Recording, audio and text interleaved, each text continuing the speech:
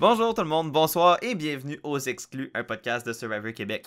Mon nom est Raphaël et comme toujours, je suis accompagné de mon ami, co-animateur, co-président de la tribu de... Non, whatever. Je sais pas ce que je dis, c'est la pire intro. Bonjour Chris, comment ça va? J'ai adoré chaque instant. À chaque fois que je fais un outro, ça ressemble un peu à ça. Ouais, Mais maintenant... habituellement, c'est plus drôle. Hey, c'est très drôle, tu sauras. Hey, Euh, ça fait plaisir d'être là. Pas d'épisode double cette semaine. On est capable d'enregistrer.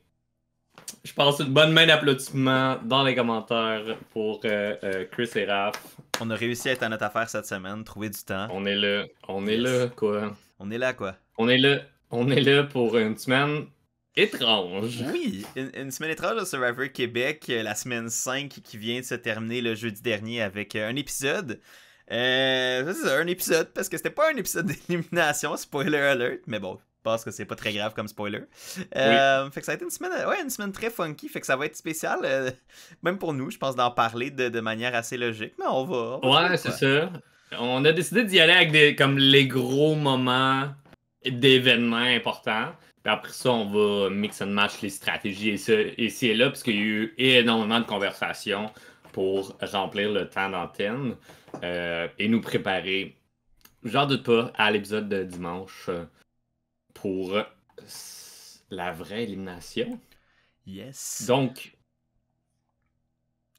merci d'être de retour parmi nous. Et c'est ici qu'on vous dit, si vous n'avez pas vu la semaine, c'est pas trop grave. Parce qu'il n'y a pas d'élimination, mais on va quand même rentrer dans les détails. Donc, si vous voulez pas être spoilé, c'est le temps de mettre la vidéo sur pause et d'y revenir après avoir écouté 4 épisodes de 20 minutes. Écoute, j'aime comment des fois on fait des podcasts plus longs que la durée des épisodes qu'on analyse. Fait que si là on arrive à faire en bas de 80 minutes de vidéo, je vais être content. Mais je sais que je suis clairement la personne à Ouh! blâmer pour ça. Ouais. Donc, écoute, même ma caméra décide de me mettre out of focus pour me dire à quel point j'avais tort dans mes, dans mes estimations.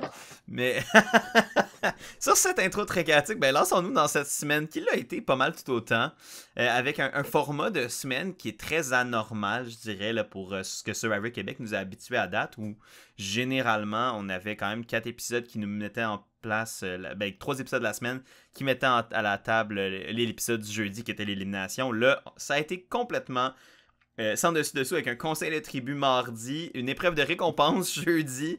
Ça a été le bordel, mais ça a été, je pense, quand même une semaine qui a été agréable et qui a quand même fait vraiment avancer le jeu malgré tout. Puis ça a commencé avec un événement majeur qui, pour la première fois de Survivor Québec, est survenu 2 fois dans une préfusion. Et ça, c'est le remaniement qui a fait son grand retour dans l'épisode du lundi pour venir shaker les choses.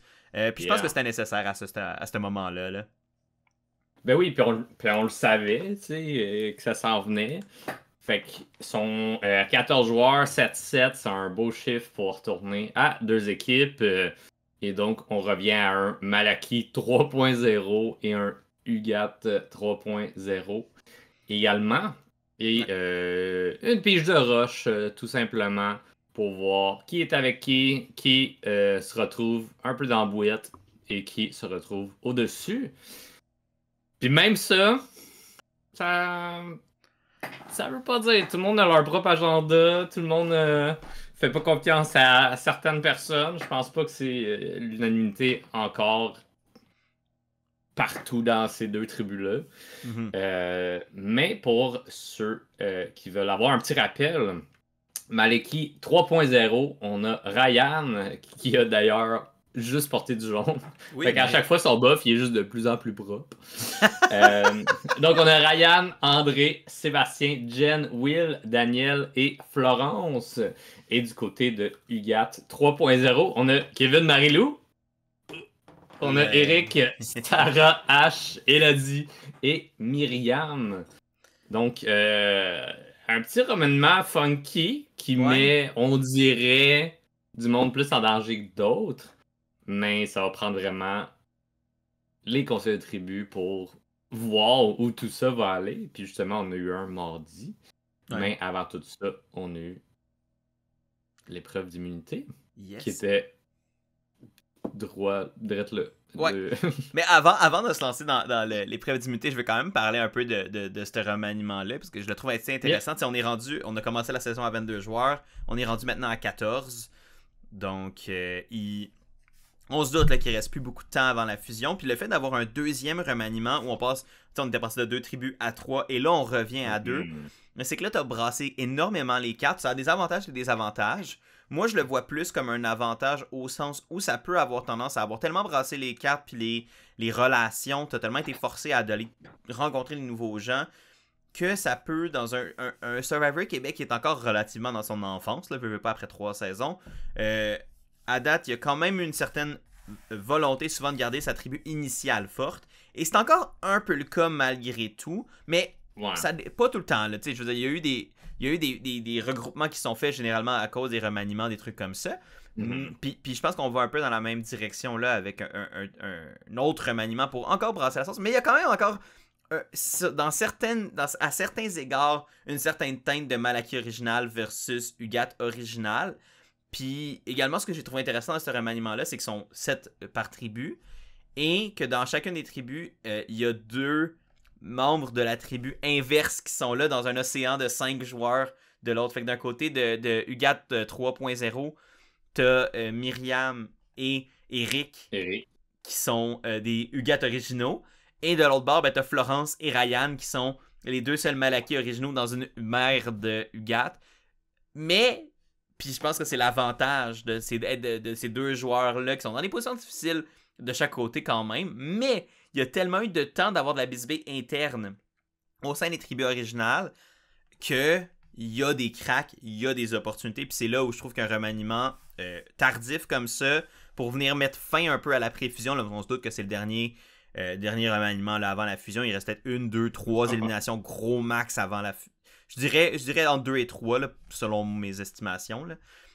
Avant la fusion, fait que c'est comme les derniers 1000 là, qu'on voit là. Ouais, exact. À moins qu'il y ait une fusion rapidement, parce que ça se peut aussi, tu sais. Fusion ne veut pas nécessairement dire aussitôt que les personnes éliminées à la fusion font partie du jury. Il y a des versions de Survivor, il y a des années de Survivor où la fusion a commencé et les premières personnes ne faisaient pas partie du jury tout de suite. Il y en a d'autres que, aussitôt que c'est la fusion, ça veut dire t'es dans le jury. C'est quand même une facette importante à déterminer ici pour les joueurs et joueuses. Parce que tout le monde a un peu leurs objectifs de Survivor, faire la fusion. Mais faire la fusion inclut également faire le jury parce que au moins t'as le plus long de la partie. Même si t'es éliminé, tu fais quand même partie du jeu. Tu peux donner ton input à la fin. C'est toi qui choisis qui va représenter la saison 3, basically. Là.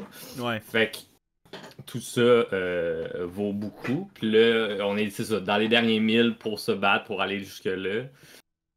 Puis, il y a des cibles plus évidentes que d'autres, mais après ça, il y a aussi la question de on est encore en tribu, est-ce qu'on garde la tribu forte? Puis, qui va être une menace à la fusion qu'on veut sortir avant? Je pense que c'est surtout ça qui prend le dessus d'un bord plutôt que d'un autre, avec les conversations de cette semaine. Yes. Mais tout bouge, puis le premier remaniement a eu un gros impact sur qui veut s'allier avec qui, puis qui veut éliminer qui en premier. Puis ce qui est intéressant de ça, c'est que c'est pas nécessairement tout le temps venu du fait qu'il y avait des conseils de tribu, puisqu'on peut penser à Malaki 2.0 là, qui a vraiment réuni un peu des gens de Malaki et de Ugat originaux, mais qui n'ont pas perdu une seule fois, donc ils sont pas allés au conseil de tribu, ils n'ont pas eu à mettre, comme on dirait, tracer la ligne dans le sable, comme j'aime souvent dire, puis là, comme confirmer des alliances, confirmer des trahisons, ce qui fait en sorte que, pour l'instant, ils sont encore un peu dans le néant, fait que pour que, tu sais, dans une situation où là, t'as Sarah, Eric, Myriam et Marilou dans la tribu Ugat 3.0, maintenant ça va tellement devenir mélangeant cette histoire-là, mais qui sont encore ensemble dans cette troisième mouture de tribu-là, mais ils n'ont pas eu à se trahir, ben ça peut créer des liens qui sont peut-être même plus forts que certains avec Malaki originaux. On peut penser à, comme tu as dit, Marie-Lou et Kevin qui sont réunis, puis les conséquences ou les conclusions que ça pourrait avoir éventuellement, ça va être intéressant. Ouais, puis je trouve ça drôle d'avoir Myriam dans ce lot-là, parce que Myriam, chez Malaki 2.0, travaillait beaucoup pour créer cette division-là dans Malaki. Elle a dit des choses sur Elodie qui n'étaient pas vraies par rapport à qui a révélé l'immunité de Sarah et tout. Puis tout ça, ça a pu être testé très rapidement dans la semaine. Et double vérifier qui ment, qui a dit la vérité, qui était avec qui, genre. Fait que Myriam, qui était en bonne position relativement chez Malaki 2.0, se retrouve ici un peu plus en danger à voir si Kevin et Eric vont devenir les cibles principaux avant Myriam. Même Mais je pense que Marie-Lou aussi. Myriam, c'est vrai que Marie-Lou, si le monde en remarque un peu, flip-flop ici et là sans trop aller à fond à 100% avec quelqu'un, malgré ce qu'elle dit. Fait que il y a beaucoup, beaucoup de possibilités ici d'explosion. Ouais. Fait que ça va être intéressant de voir les conclusions de ça, parce qu'on les a pas tellement vus, en tout cas du moins pas du côté de Malaki. De Ugat, finalement, de 3.0. Mais revenons sur l'immunité de lundi, là, que l'épreuve d'immunité que, comme tu as dit, a eu directement lieu après ce remaniement-là. Fait que les joueurs n'avaient même pas vraiment eu le temps de faire connaissance, pour certains, que directement lancer dans une épreuve d'immunité dans ce cas-ci. Fait que c'est comme, OK. Moi, ce qui m'a fait capoter de savoir que c'est une épreuve d'immunité, c'est de me dire, OK, la tribu qui va perdre, là, va avoir quasiment 0 temps pour décider qui va se faire éliminer. Fait que ça va être... Il y a deux possibilités là-dedans. C'est soit que ça va être le putain de bordel, ou que ça va être le choix convenu. C'est comme la cible évidente pour tout le monde, que tout le monde peut se mettre d'accord. Le choix facile rapidement. Puis... Exact. Que tu peux comme pas mal mettre tout le monde d'accord, puis même que des fois, c'est que tu mets tout le monde d'accord, puis la personne, elle sait que c'est elle, puis elle peut quasiment rien faire parce qu'elle a juste pas assez de temps.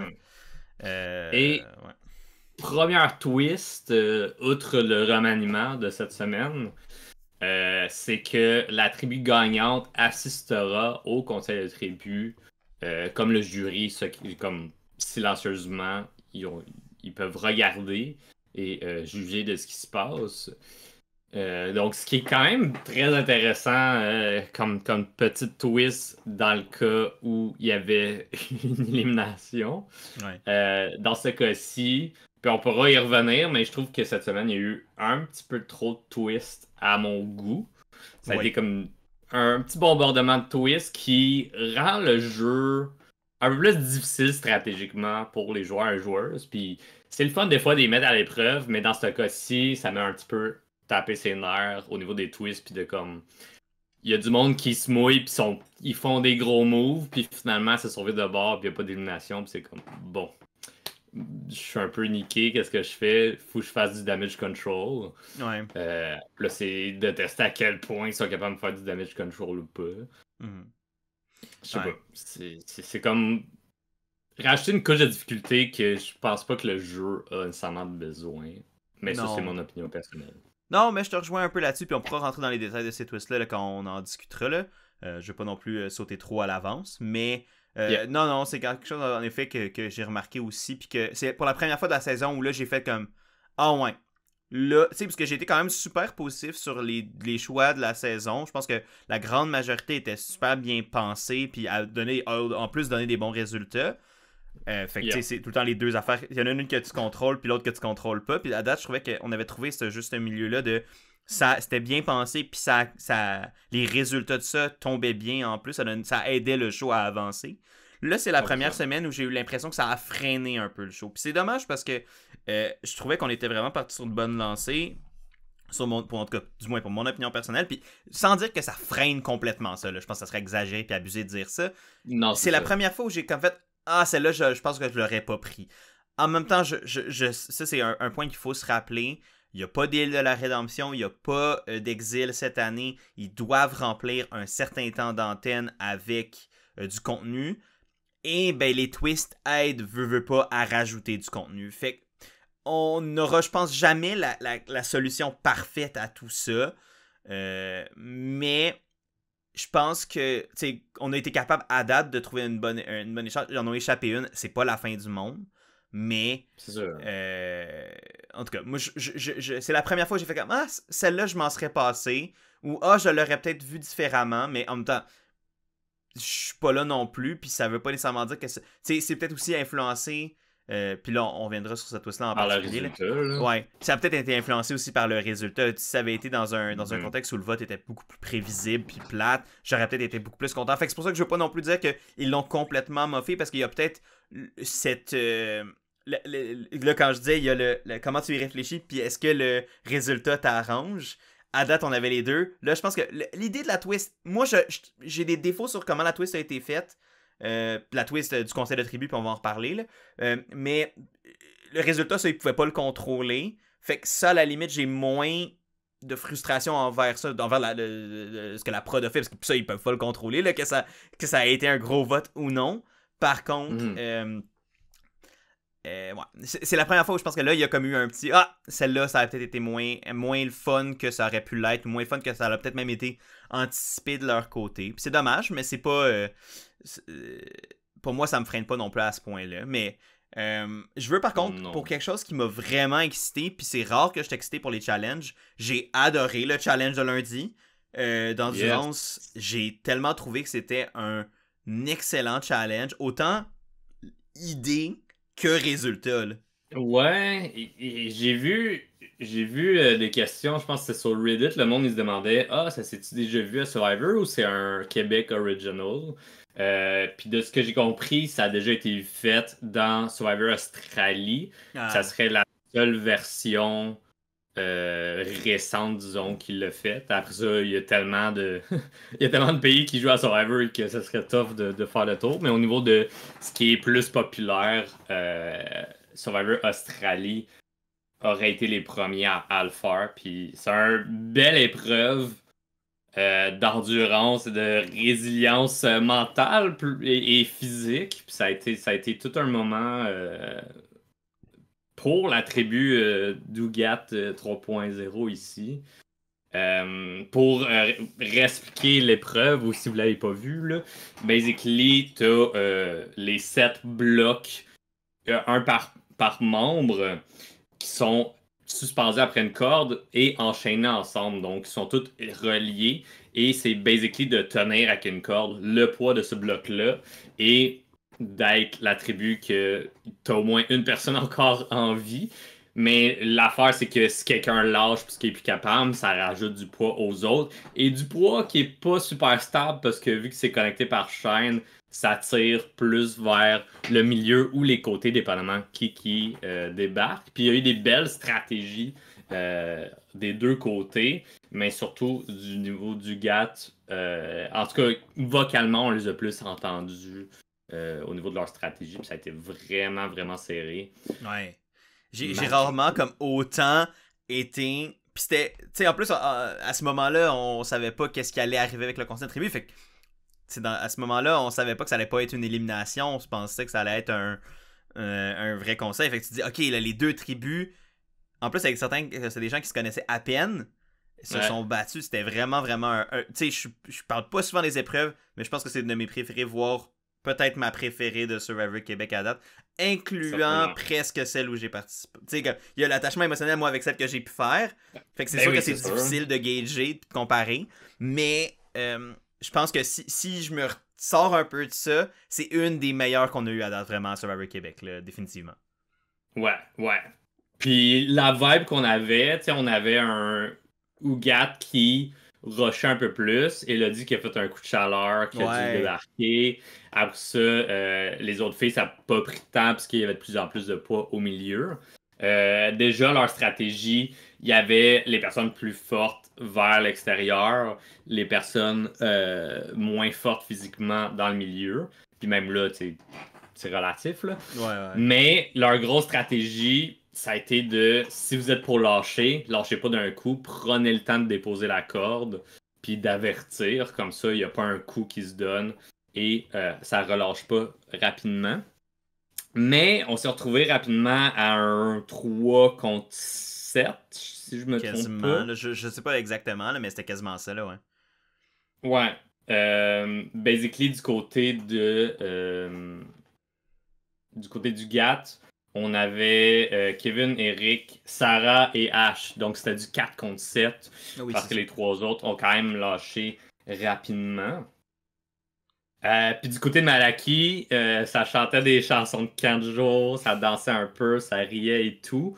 Et la surconfiance, moi j'étais comme Je Quand sais pas que si... Pat il a dit on est rendu à l'étape que là faut le tenir à une main. J'ai regardé ma blonde, j'ai dit check Malaki, tout droppé en même temps. Puis c'est arrivé. C'est tout. Ouais. Je sais pas si c'était de la surconfiance ou si c'était vraiment plus juste tu sais, comme tu te changes les idées. Fait que, tu sais, Ouais, moi aussi, je ouais, faisais ouais. des fois ça. Tu sais, à un moment donné, je me rappelle, je faisais un puzzle, puis je chantais pendant pour me changer les idées. Juste pour être dans ma bulle.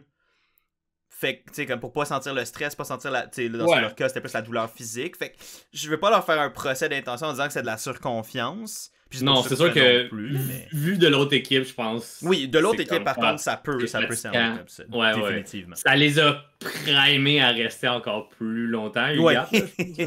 Ah ouais, ouais, définitivement. Puis tu sais, après ça, c'est ça, comme on dit, moi, tu sais, ça reste un jeu de perception. Fait qu'en effet, si Ugat l'a perçu comme de la confiance, la limite de la provocation, peu importe comment ils veulent le ressentir, puis que ça les motive, tant mieux pour eux, le rendu là. Puis ça a payé fruit, puis ça a donné une victoire très émotionnelle, puis très très forte, où comme tu dis, Malaki ont tombé comme des mouches une fois qu'ils ont commencé à avoir les premières mailles du chaînon qui ont lâché. Ça a pas duré, à part André qui a fait un effort herculéen pour essayer de maintenir Ah, ça. man. C'était complètement malade. Mais tu sais, je pense que personne n'y en veut d'avoir lâché un mané parce que là, rendu là, Ben, c'est ça, t'es tout c'était quasiment seul à impossible. tenir. Là. Ben oui.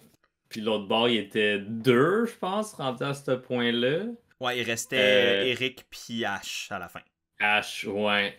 Puis Eric, il gueulait sa vie, Ouais, comme man. s'il était sur les plaines de Bicoline, là. J'étais comme, oh my god. Ça a été des moments intenses pour tous. Sarah aussi, tu sais, on a vu une grosse réaction après où elle était très émotive, mais tu sais, on est allé rapidement vers le duel du GAT contre André, tu sais. Fait que je pense qu'on a un peu moins vu Sarah, mais Sarah elle a l'air à s'être donnée également énormément, là. Fait que ça a été intense, puis comme comme t'as dit, c'était intense à regarder, fait que c'était le fun en tant que spectateur de faire comme oh shit, ok. Puis là, t'as un peu des préférés d'un bord puis de l'autre, puis là, c'est comme ok, mais eux, c'est le underdog, fait que là, t'es comme ah, je root pour ceux qui rushent plus depuis un bout, puis là, la vapeur se renverse, puis là, t'es comme oh, ok, let's go. Ouais, c'est vraiment pas Ça a mal le été très meilleur intéressant. scénario d'épreuve, là. Ouais. Puis ce qui est intéressant avec ça, puis je pense que ça nous amène bien là, vers la deuxième partie, si on veut, qui nous amène vers le conseil de tribu, où c'est que je pense qu'il y avait ce sentiment-là des joueurs qui savaient là, que s'ils perdaient, ça allait être un après-midi extrêmement difficile. Tu sais, un conseil de tribu avec des gens que tu connais à peine, que tu as à peine nécessairement stratégisé, ou que c'est des vieilles vendettas qui reviennent en surface, des choses comme ça. Puis là, il faut que tu gères ça pronto. C'est stressant, c'est demandant, puis tu le sais que ça va pas être un après-midi plaisant. Puis les gens, là, je pense qu'ils sont rendus au stade où il est presque jour 20 kek, ils sentent la fusion qui approche, ils sentent le jury qui approche. Puis je pense, comme tu dis, c'est un objectif que tout le monde ou presque veut atteindre. Fait à ce stade-là, tu veux tout donner, puis ça a été ça, je pense que ça a donné justement le résultat hyper serré. Puis ça, c'est quelque chose que, à part quelques épreuves où ça n'a pas été proche du tout, je pense qu'on a quand même été gâtés sur des épreuves qui se jouaient de peu, pas nécessairement tout le temps là, à une balle près ou à Malgré les résultats, là, que ça a souvent été les mêmes équipes qui perdaient, ouais. on a quand même eu beaucoup d'épreuves serrées. Là. Mais, même au début, Malaki contre Ugat, la première version, même si Malaki ont perdu la majorité du temps, c'était quand même serré Ouais, exact. plusieurs épreuves. Donc, là-dessus, ben, comme tu as dit, c'est Malaki 3.0 qui a perdu l'épreuve et qui donc devait se retrouver au conseil de tribu le soir même.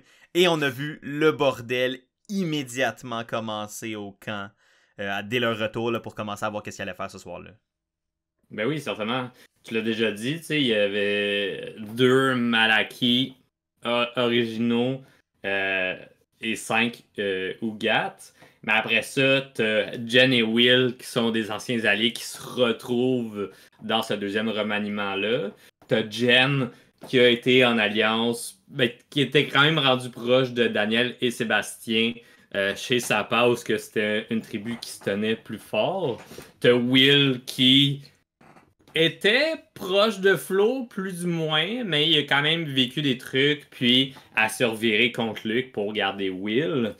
Puis t'as André que lui, justement lundi, lui, ça fait un petit moment qu'il sent un peu la soupe chaude chez Malaki 2.0, puis il est allé voir Ryan et Sarah disant qu'avec Eric, c'est all good. Fait que là, peut-être qu'il y avait une intention de se retourner vers Myriam ou quelqu'un d'autre.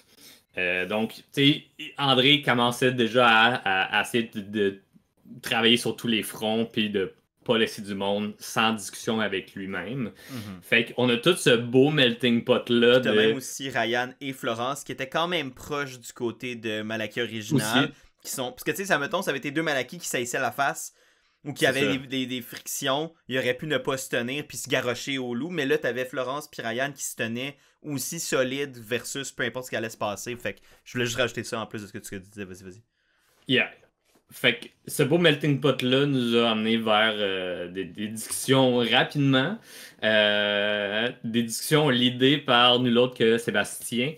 Qui revient à ses bonnes vieilles habitudes que je suis comme ça, c'est un joueur dangereux pour la fusion. Puis le monde en parle, mais pas assez à mon goût pour me rassurer stratégiquement pour tout le monde. Ouais. Ouais, c'est ça, c'est pas que t'as une dent contre Sébastien, c'est que tu dis comment. Non. C'est plus un peu à la Ghislaine l'année passée de comment on laisse un joueur qui semble si apte à avoir son chemin tracé pour lui quasiment. Ouais. Comment tu le laisses s'approcher d'une situation où là il pourrait prendre le contrôle, puis ou plutôt que d'y couper les ailes avant qu'il y ait ce momentum là, tu sais. Fait que ouais. Puis c'est comme lui il savait pas, mais chez Sapa, c'était lui qui s'en allait si Sapa s'en retournait en conseil de tribu. Mais tu sais, il avait créé un lien avec tout le monde, ça c'était bien. Puis après ça, il était quand même en minorité, fait que lui, il voyait pas ça. C'était, tu sais, ça avait été flouté un peu par le travail d'Elodie, par le travail de Kevin et Jen. Puis, lui, il restait en certaine confiance de Ah, on s'aime tous, ça, c'est mes alliés, Daniel, c'est mon number one, je dis tout. Là, il retrouve un André qui était troisième membre de son quatuor, qui malheureusement, la quatrième, c'est Catherine, qui s'est pas rendue au remaniement. Mais veut pas, ces trois-là sont quand même solides ensemble. André, lui, il était en danger chez Malaki 2.0, fait que c'est sûr qu'il va retourner là. Mais là, il y a une petite préférence à garder Ryan overflow. Fait que là, ils sont comme, allons-y pour Florence. Mais rapidement, Sébastien est comme, faut vous donner un autre plan. Fait que ça va être Jen l'autre plan. Le faux plan. Mais il dit ouvertement, devant tout le monde, comme si c'était évident, mais ça, c'est le genre de truc qui froisse, puis c'est ce qui est arrivé. Jen est comme, ben, on est un peu en compétition un contre l'autre depuis le début. Là. Il a éliminé Jérémy. Pour Will aussi, ça a été comme. Il a éliminé Jérémy, fait que je lui fais pas confiance à 100%. Puis là, il dit le nom de Jen comme faux plan. C'est comme, c'est-tu vraiment un faux plan ou c'est le vrai? Ouais. Parce que c'est ça, quand tu sors un faux plan comme ça peut être ta couverture, puis ou même ton opportunité après ça de pogner les nombres dans l'ombre, puis faire que le faux plan devienne le vrai plan. Fait que quand t'entends ton nom comme étant nommé comme un plan de backup ou le plan de...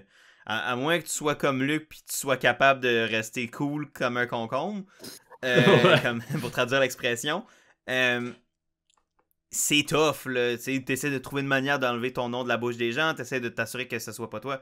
Fait qu'il y a cette paranoïa-là qui embarque, puis avec raison.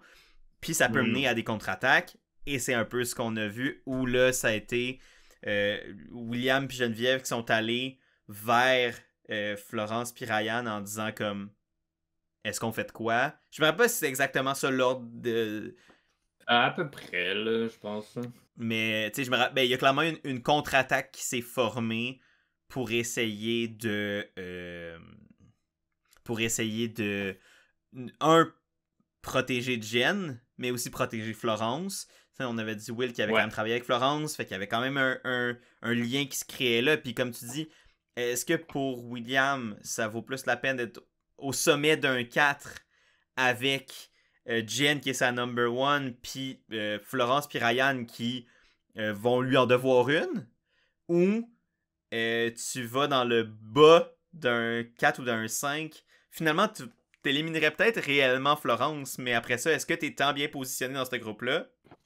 Pas nécessairement. Fait que ça va de soi. C'est comme, il me semble que le move qui a été tenté d'être fait par William puis Jen d'aller voir Florence puis Ryan, puis de Florence puis Ryan qui ont fait comme let's go, tu sais, comme on est game d'embarquer Oui. avec vous autres. On n'a pas non plus envie nécessairement d'embarquer dans ce plan-là de sortir Jen ou d'entendre notre nom. Eux, ils sont. En fait, c'est quand tu mets toutes les infos ensemble, t'entends le faux plan, t'entends le vrai plan, puis tu dis, OK, il y en a une de nous deux qui part. Fait que pourquoi on s'allie pas ensemble, puis on s'assure que ce soit pas nous, cette personne-là, qui parte. Fait que. Puis c'est là que le contre-plan de sortir, je crois qu'à ce moment-là, c'était Sébastien ou c'était Daniel directement. Je pense que c'était Sébastien. J'ai l'impression que Daniel, ça s'est fait plus au conseil. Ouais. Puis, veux pas, ça a été un. Je sais pas si c'était en réponse à la nouvelle twist ou pas. Non, la twist, ils l'ont su après. Ils l'ont su après? Non, ils ont voté. Donc, quand ils ont voté, ils Avant savaient. qu'ils. Quand ils ont Juste voté. avant qu'ils votent, je pense que la twist a été dit, c'est Non. ça? Non. Puis c'est pour ça que moi, j'ai pas trippé sa twist.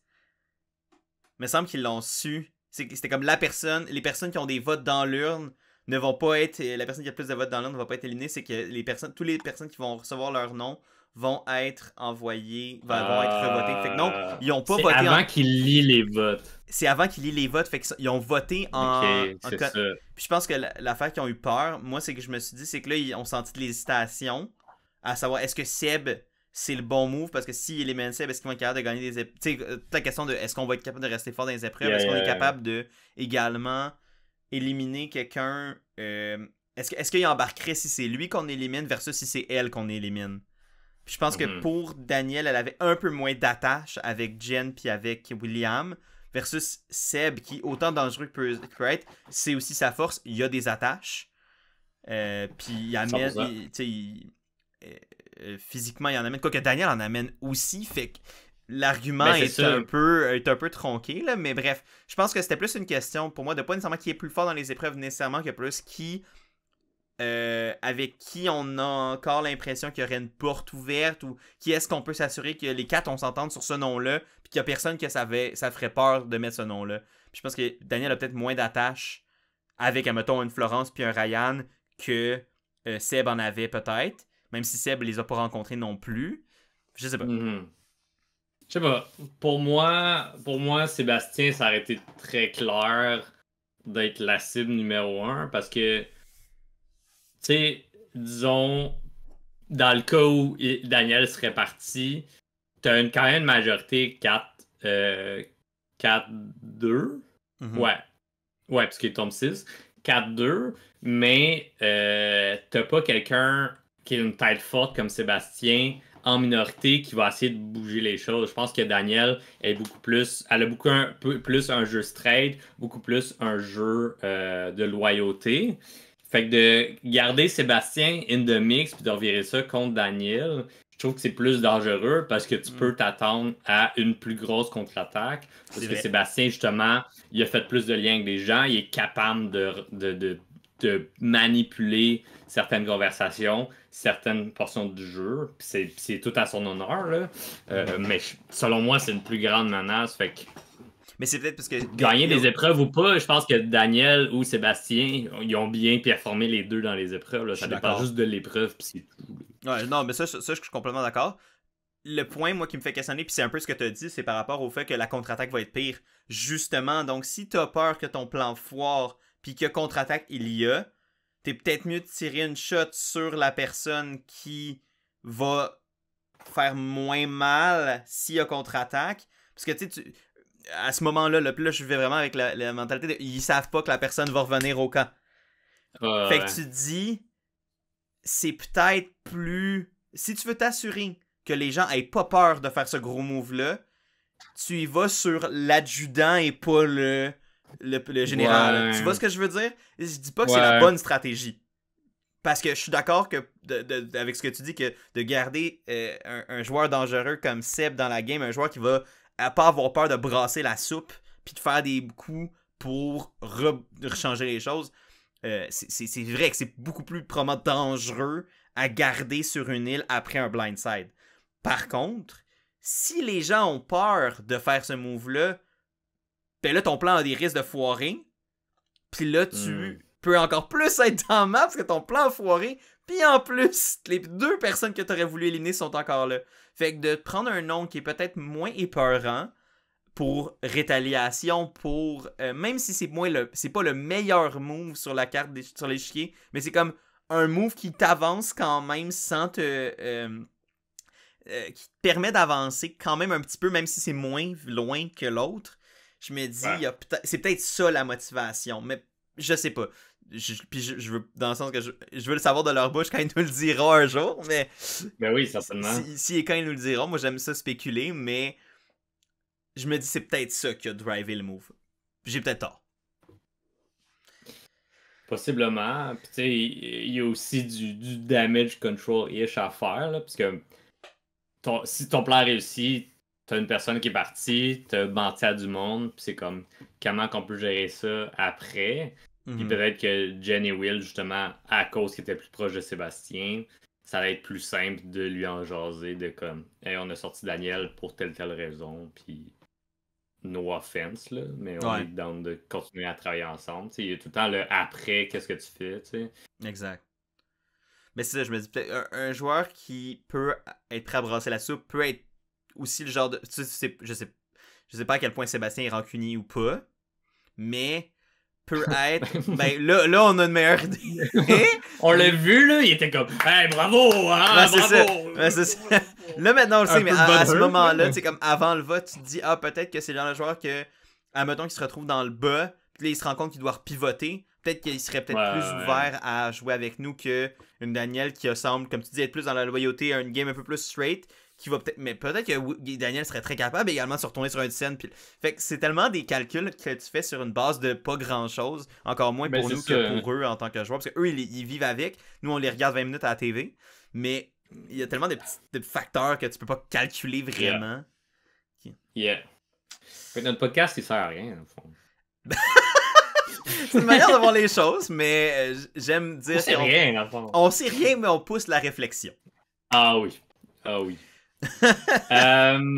Donc, c'est ça. Fait que la twist du conseil, ben, on en a parlé beaucoup là, déjà, là, mais basically, ils ont fait leur vote. Et à ce moment-là, avant la lecture des votes, Pat annonce l'autre tribu qui ont regardé puis qui ont chuchoté tout Ils le ont long chuchoté tout le entre eux. long, ça distrayait la tribu. Il y a eu du chuchotement au niveau des joueurs également, où il y a eu des Ouais, blagues il y qui a se eu sont un live comme... tribal au niveau de Will. Ouais. Et sur le coup, j'étais comme, oh Will, qu'est-ce que tu fais? C'est beaucoup ta cible grossie, là, mon gars. Mais finalement, au final, il avait réussi, là. On parlera de ça après. Mais la twist, c'était que là, UGAT 3.0 pouvait aller voter pour une des personnes qui avait reçu des votes lors de la lecture de vote. Et cette personne-là, avec le plus de votes, allait switcher de camp et rejoindre UGAT 3.0, qui fait un gros débalancement pour les épreuves au niveau de devoir asseoir deux personnes. Ouais. Je suis comme, ok, ça donne des pauses ici et là. Il y a de la stratégie, oui, là-dedans, mais t'as quand même un peu plus de choix au niveau de, hey, cette épreuve-là, c'est pas pour moi. Fait que je vais aller m'asseoir quand que les autres, ils ont tous pas le choix d'y aller. Ben c'est ça. Moi, c'est. Il y a deux aspects de cette twist-là, la manière qu'elle a été faite qui m'ont. Où je me dis, ah, j'aurais peut-être aimé. Quand je disais que j'aurais aimé que ça soit fait différemment, c'est un peu. Il y a deux aspects. Le fait que ça soit comme un repêchage, que tu pognes une des personnes éliminées, ben, votées, puis tu la ramènes, ben, ça crée un débalancement numérique. Où là, tu dis, hey, c'est un parfait moment pour faire deux tribus de 14. Ben ouais, non, finalement, tu refais une tribu de 8 puis une tribu de 6. Fait que oui, je comprends qu'ils ont perdu l'immunité, fait qu'ils ont un débalancement déjà qui devrait se faire, mais là, c'est que tu l'amplifies. Fait que là, comme tu me dis, ben, on l'a vu là, avec Bayani dans la saison 2, comment ne pas pouvoir bencher des joueurs à un certain moment donné, ça nous a fait mal comme tribu, parce qu'il y a clairement des forces qui auraient été mieux appliquées à des épreuves et d'autres que Nawa a eu la possibilité de faire, comme possibilité d'asseoir les gens. Fait que cette opportunité-là, Malaki 3.0 l'a complètement perdu. Puis s'ils veulent la rattraper, c'est qu'ils ont 2 challenges à gagner, ce qui les amène pratiquement à la fusion. Fait que pour le. Ça veut pas dire qu'ils sont pas capables de gagner les épreuves, là, loin de là. Mais je trouve que ça crée quand même un débalancement qui est pire que ce que ça aurait dû être. Ouais, c'est ça. Fait que je suis comme, ils ont doublement perdu, là, dans le fond. Là. T'es en train de me dire que Malaki, en plus d'avoir perdu une immunité, donc d'éliminer quelqu'un, ils ont doublement perdu parce que c'est finalement non, on va de l'autre bord. Fait que c'est dommage. C'est pas fair parce que ça fait partie de la game, mais c'est dommage. Je pense que c'est plus difficile. Exact. Comme ben c'est ça, c'est plus difficile à remonter. J'étais comme, y a-t-il une meilleure façon de dire? Non, je pense pas. C'est ça, c'est que tu pars avec une prise sans que t'aies comme, ben tu sais, comme une prise de plus, sans que t'aies comme pratiquement rien fait pour la mériter. Fait que ça, je trouvais ça dommage. Puis, ben le fait en plus comme que ce soit un vote pour rajouter la personne, moi je me dis que ça aurait été quasiment plus intéressant. Puis moi, c'est ce que je pensais que ça allait être au début. Peut-être que ça serait pas bon, puis je sais comme puis là on a mentionné plutôt qu'il faut des rondes de non-élimination pour permettre de quand même remplir du temps d'antenne avec le nombre de joueurs qu'ils ont. Mais j'aurais trouvé ça intéressant que ce soit finalement UGAT 2.0 qui vote entre les personnes qui ont reçu des votes pour éliminer. Fait que tu sais que t'as un deuxième vote, mais que ça... Bon, après ça peut venir contredire quand je dis que je veux pas que les tribus se mêlent des éliminations des autres. Mais je me dis, à ce moment-là, t'as comme pas l'aspect de désavantage. Puis ça met le fait que tu vois les votes de Malaki, de UGAT sur le conseil de Malaki, ben là, ça vient foutre le bordel rendu à une fusion. Ça aurait été quand même intéressant comme... Parce que, tu sais, là, t'as... t'as Malaki qui fait son premier vote, qui met donc, là, c'est les noms de Florence et les noms de Daniel. Daniel 4, Florence 3. Puis là, ben, tu dis à Malaki, à UGAT 3.0, ben là, faites, vous savez les deux noms, là on repart en conseil, puis vous pouvez seulement voter pour une ou l'autre de ces personnes-là. Puis comme, considérant qu'ils sont 7, ben tu t'assures d'avoir un nombre qui va pas être égalitaire, qui sera pas pair, donc que ça va faire qu'une personne est éliminée. Mais après ça, c'est sûr que ça reste funky parce que là, ça fait qu'une tribu élimine quelqu'un de l'autre. Mais en même temps, ils ont déjà reçu des votes, fait qu'ils sont comme déjà mis comme sur un piédestal comme étant ça, c'est les deux joueurs qu'on est peut-être plus game de se séparer. Je sais pas. Et du côté, comme il y avait quand même une majorité d'anciens Malaki dans UGAT à ce moment-là. Fait que j'ai l'impression que le résultat aurait été le même que le 4-3 initial. Je pense que Daniel aurait reçu le plus de votes dans ce contexte-là. Je suis d'accord. Mais tu sais, ça c'est parce qu'on voit le résultat des tribus. Mais quand ils font la twist, ils savent pas il va y avoir combien de personnes dans quelle tribu. Quand ils idéalisent les twists et tout ça, ils ne savent pas ça va être quoi nécessairement le nombre de un et de l'autre par tribu. Ils savent pas comment les constants de tribu vont aller. Fait que ça se peut que... Fait que tu dois faire ta twist en disant qu'est-ce qui est le plus... Qu'est-ce qui fonctionne dans le plus des scénarios. Puis, l'idée est pas mauvaise. Je pense que moi, en fait, j'aurais aimé... Et puis l'autre aspect, je sais que je parle longtemps sur qu'est-ce que j'aurais fait de différent, mais c'est à ça qui sert le podcast quand on se demandait à quoi il servait. T'es genre, hey Yann, t'as-tu besoin d'un assistant? Non, je prétendrais pas être capable de faire la moitié des choses que Yann puis la prod font. Là. Ça serait pas fair pour eux de dire ça, puis ça serait clairement me surévaluer aussi, parce que j'ai pas fait ça, moi, d'écrire une prod, puis d'écrire des twists, pis ça, puis de penser à ça. Mais je me dis que, puis là, je pose la question à voix haute, est-ce que ça aurait été plus intéressant qu'ils sachent pourquoi ils votaient? Parce que là, ils ont voté en pensant qu'il allait éliminer quelqu'un. Malaki 3.0. Ils ont voté en pensant qu'il éliminait quelqu'un. Puis là, une fois que les votes sont faits, c'est là qu'ils ont appris que c'était pas pour éliminer. Fait que là, t'es comme pogné avec une situation que toi, tu votais pour X, mais en fait, le résultat était Y. Puis je me dis, ce que je trouve dommage avec ça, dis-moi ce que t'en penses, c'est que t'enlèves un peu la gentilité des joueurs. Parce que là, ils ont pris une décision en fonction d'un scénario X. puis tu leur donnes le scénario Y pour lesquels ils n'ont pas voté. Parce que le vote aurait pu être influencé s'ils avaient su pourquoi mais ils votaient. je pense qu'au cœur de la twist, c'est de jouer sur cette confusion-là. C'est clair, c'est clair. Je pense que de révéler pourquoi tu votes, ça a été fait à 2 reprises. Une fois dans votre saison, puis une fois dans cette même saison-là, quand ils ont sorti Kevin, qui ont quand même été avec leur plan. Fait que de refaire une twist similaire, je ferais comme pas besoin de le ramener. Fait que je pense que dans ce contexte-là, que ça a déjà été fait à même cette saison-là, c'est correct de le cacher. Après ça, c'est juste les circonstances qui ont fait qu'on a un peu moins trippé.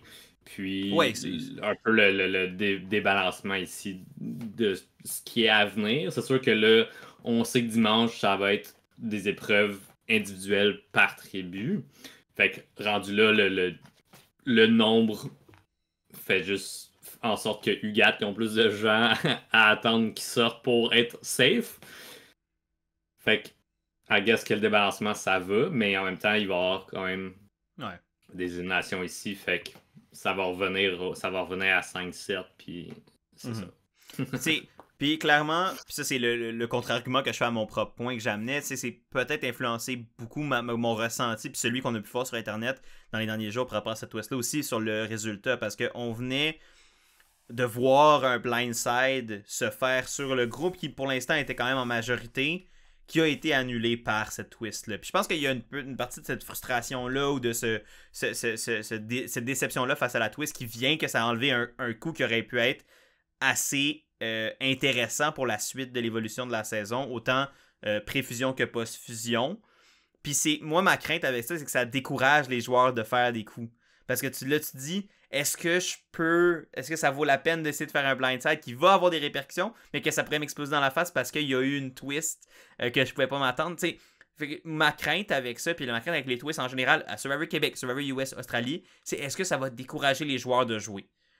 Souvent, la réponse est non. Mais j'ai peur qu'à un moment donné, ça devienne oui, puisque quand ça devienne oui, ça enlève la nature du show.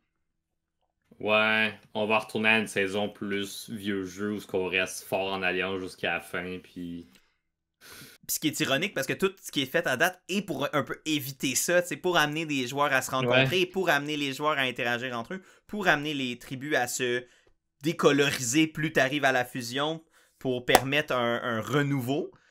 Mais là, en même temps, si les joueurs ont trop peur de prendre des risques parce que le jeu est trop imprévisible, j'ai peur qu'on arrive à un statut où là, comme t'as le mur, puis t'as le train, puis bang, puis que là, ça pète, puis il y a un problème dans le game design. C'est loin d'être le cas en ce moment sur Survivor Québec. Mais je pense que c'est comme une accumulation de ce qu'on voit dans le monde de Survivor à date, autant en Australie, au Québec qu'aux États-Unis, peu importe. Puis c'est comme là où ça tend, puis c'est... J'ai peur qu'on arrive à mener un breaking point, comme il y a eu déjà vu avec, mettons, le Advantage Gaddon aux États-Unis. Puis là, je rentre peut-être trop dans le deep talk de Survivor, là, mais en tout cas. Le Immunity Train, puis tout ça, là. Ouais, c'est ça. Fait que je suis comme, Fait que c'est ça. C'est ça qui me fait peur. Mais bon. Post-vote, parce que là, Florence a été volée en très grande majorité là, pour... 6-1. Le seul vote pour repêcher Daniel était de Sarah pour protéger Ryan, ce que j'ai trouvé très cute. Oui, parce qu'elle voyait vraiment ça.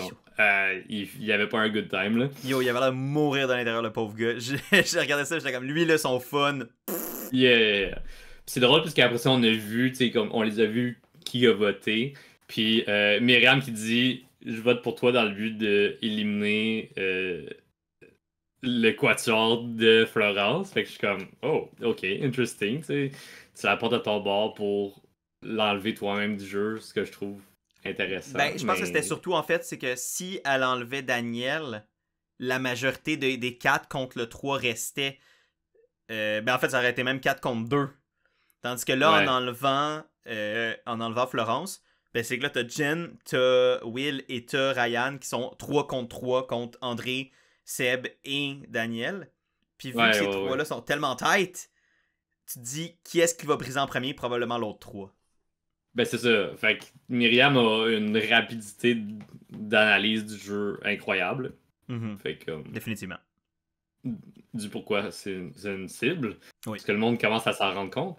Mais je veux rester sur UGAT pour le après. Puis après ça, on pourra aller dans toutes les discussions de Malaki a fait le contraire. Je veux rester sur... Hey, c'est mélangeant tout ça. Là.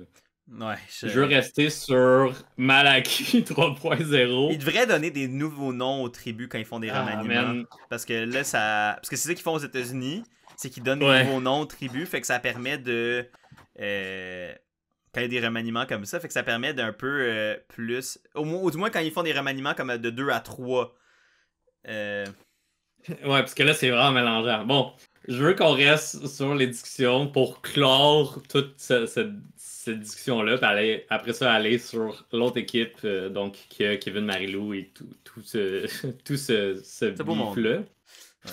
Ouais. Donc, après, par contre, il y a beaucoup de... on a vu Sébastien très butthurt, très émotif en revenant le soir même. Que le lendemain, il file un peu mieux, mais beaucoup de damage control à faire pour la part de Will. Puis Will, man... Un excellent damage control. Tabarouette, c'est bon, là. Fort, là. Tu sais, déjà, il avait dit un peu à Sébastien plus tôt, avant d'aller au conseil, que le plan des autres personnes, c'était de voter out Sébastien. Puis là, il revient là-dessus, Will, puis il est comme... C'est pour ça que je me suis levé durant le conseil de tribu. Je voulais pas sortir Jen, je voulais pas sortir Flo, mais c'était toi le plan, puis j'ai fait revirer le plan sur Daniel. C'est le mieux que je pouvais faire. Puis, je trouvais que William a fait du très bon damage control, comme tu as dit. Ouais. Autant pour Sébastien que de pas trop aller trop loin puis de perdre ses alliés avec qui ils viennent de travailler avec. T'sais, il y a façon de damage control que tu vas tellement comme lécher le cul des adversaires que tu perds un peu tes alliés qui sont comme mais là on vient de voter ensemble puis tu vas déjà comme travailler avec eux autres. C'est un peu weird. Puis je pense pas qu'il s'est rendu jusque-là parce qu'il a tellement bien géré, mais il garde quand même beaucoup de cartes sur la table au niveau de ses options. Puis malgré le résultat du vol de personnes, ou ce qui pourrait se retrouver en minorité, ou un genre de 3-3 weird, est-ce qu'il veut aller là, tu sais? Je pense qu'il se retrouve encore un peu dans le milieu, puis avec beaucoup de choix. Ouais. Ben c'est ça, parce que t'as... Ben oui, mais ça dépend aussi, parce que ça pourrait être Ryan qui est dans cette position-là, parce que de l'autre côté, t'as André qui, lui, a cette proximité-là avec Ryan, qui s'était fait à Malaki 2.0, qui a vouch pour Ryan auprès de Seb, auprès de Daniel, en disant, écoute, si, tu sais, oui, là, il y a eu le plan, mais Ryan était celui qui avait le plus qui était le plus... Puis, tu sais, même Daniel, qui s'est fait voter par Ryan, était comme, toi, je comprends pourquoi t'as mis mon nom, on se connaissait pas, puis on a mis le nom de ton ami. Tu sais, comme, au moins, ils ont été capables de faire la part des choses, de comme, sur qui est à blâmer, entre guillemets, post. Exact. Puis même, dans le sens, il y a personne à blâmer, mais il y a personne à blâmer dans le grand scheme of things, mais quand tu reçois des votes, tu veux chercher le pourquoi du comment, puis comprendre pourquoi. Fait que, tu sais, dans le cas de Ryan, autant que c'est le seul Bayani, my god, c'est le seul Malaki qui reste, des formations professionnelles, c'est le seul Malaki qui reste au sein de Malaki 3.0, le seul Malaki original, c'est pas nécessairement comme là il y a eu la trahison là, pour essayer d'éliminer Daniel, puis en plus de ça ben il y a tout l'aspect de ben il y a des inroads avec André, il y a des inroads avec Jen puis Will, surtout à cause du vote et parce qu'ils s'étaient jamais rencontrés nécessairement avant, mais il y a quand même des portes de sortie, faut qu'ils soient capables de les prendre ces portes-là, parce que sur le coup, là, le soir même, puis même un peu le lendemain, tu voyais qu'il avait l'air d'avoir trouvé ça difficile, puis qu'il était comme, j'ai envie d'envoyer chier tout le monde, mais je le ferai pas. Puis c'est bon, parfait. Je suis le premier à pas... Je suis pas un modèle de ne pas réagir fort après un conseil de tribu, là. On a tous vu ce qui s'est passé l'année passée. Mais... Je trouve ça... Tu sais, j'aurais dû faire ça jusqu'à un certain point, moi aussi, de prendre mon trou, respirer un bon coup, puis après ça, en parler après, plutôt que de péter ma coche. Fait que, tu sais, qu'ils prennent ce temps-là, qu'ils disent, écoute, j'ai envie de toutes les envoyer chier, mais ça me sert à rien de faire ça. Good. Puis tu parais moins mal que peut-être, ou tu te fais moins peut-être d'ennemis qu'exemple le Sébastien qui était beaucoup plus dans la confrontation directement après le vote. Mais dans le cas de Ryan, c'est beau de prendre ton trou puis de dire écoute, ça sert à rien que je me fâche. J'ai pas envie de leur parler parce que ça me fait chier, mais après ça, faut pas non plus que tu me manques le bateau. Puis là, t'as un bateau qui vient de prendre qui s'appelle André. Après ça, si tu veux aller retourner voir l'autre gang de Malaki une fois rendu à la fusion, fais-le. Mais t'as besoin de t'y rendre. Fait que saute sur le radeau de sauvetage qui s'appelle André pour le moment, puis check ce que tu peux faire.